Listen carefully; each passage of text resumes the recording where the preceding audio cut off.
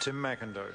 Mr. Speaker, Harry has noted is never an attractive option, yet despite some pretty cute attempts from some of the speakers opposite today, that's exactly what they've been doing. It began with Grant Robertson, continued with Chris Hipkins, it became particularly odious under David Cunliffe, and now we've just had it from the 35th member of the Labour Party caucus, Winston Peters.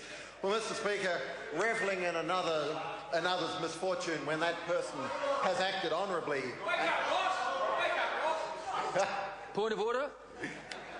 The Honourable Winston Peters. This is not a debatable issue because we had an election.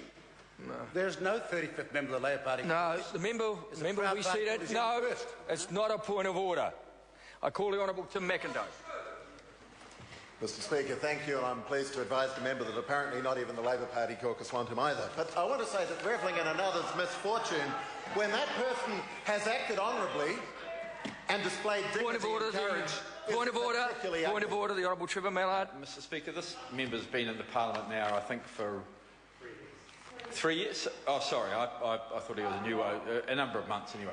But he should know by now, Mr. Speaker, that he must not comment on your very wise rulings. That is perfectly correct, Mr. Mallard. I was actually thinking of frivolous interjections, but you're right. I call the Honourable Tim McIndoe. Thank you, Mr. Speaker, and I think that Mr. Mallard is well aware of what he was attempting to do there, and it certainly... Order. I think it's unfortunate that he wanted to interrupt me when I was making the point about the courage of the Minister who unfortunately has resigned today. And I simply want to say I'm very proud to be... Order.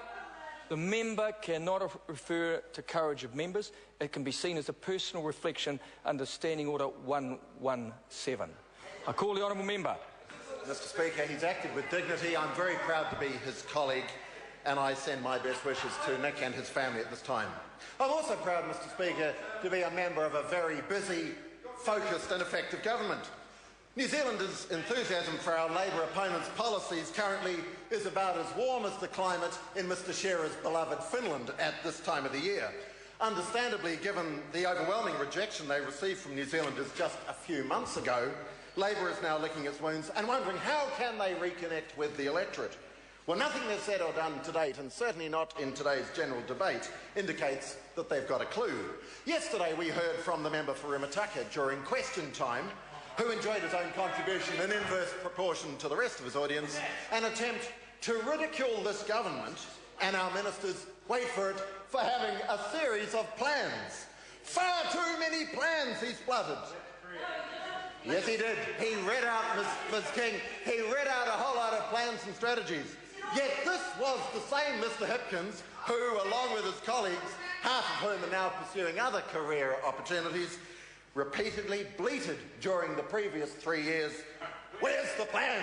The government hasn't got a plan." And every time they were told the plan, they feigned an inability to understand it. Well, perhaps they weren't feigning it. They are leaderless, directionless, and their demeanour indicates, as do their statements, that they're hopeless. In stark contrast, the National-led government is forging ahead with a visionary and appropriate program to steer our country through very difficult times. We have a widely respected Prime Minister, a talented and united ministry, and a busy caucus blending industry and experience with a superb group of new MPs who demonstrate that the National Party is in excellent shape and clearly the right team in the right place at the right time. And I want to congratulate my new caucus colleagues, one of whom, Ms Barry, is sitting just in front of me, on their superb maiden speeches delivered in this House just a few weeks ago.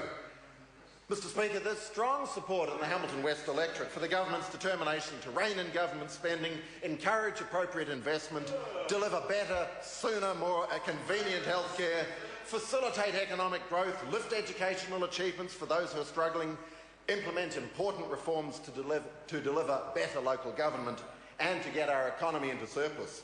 These are the issues that matter to New Zealand. They're all areas where our government is making significant progress, notwithstanding the major problems we face, indeed most countries face at the present time in each and every one of them. But in the remaining time, I want to focus on another major program that we campaigned on last year and which we'll begin to implement this month.